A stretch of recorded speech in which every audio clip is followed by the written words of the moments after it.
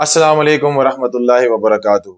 मैं अली बिलाल अलनूर दवाखाना से आपकी खिदमत में हाजिर हूँ।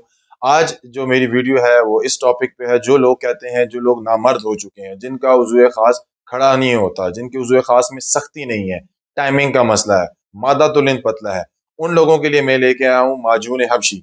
इसके इस्तेमाल से आपके उज़्वे ख़ास में ताकत आएगी, उज़्वे ख़ास में सख्ती आएगी, आपका मादा तुलिन गाढ़ा होगा और टाइमिंग का मसला भी मुकम्मल तौर पर ख़त्म हो जाएगा। और मेरे कहने के ऊपर एक बार इस माजून का इस्तेमाल कीजिए, रोज़ाना 1 चम्मच नीम गर्म दूध के साथ आपने खाना है और इंशाअल्लाह आपका ये मसला मुकम्मल तौर पे ख़त्म हो जाएगा। और जो लोग कहते हैं कि हमें इस माजून के इस्तेमाल के बाद हमें कोई फ़र्क नहीं पड़ा, मायूस हैं, वो मेरे पास आएँ, मैं उनको माजून लेके आएँ, माजून वापस हो गया और मेरे से आके पैसे ले जाएँ।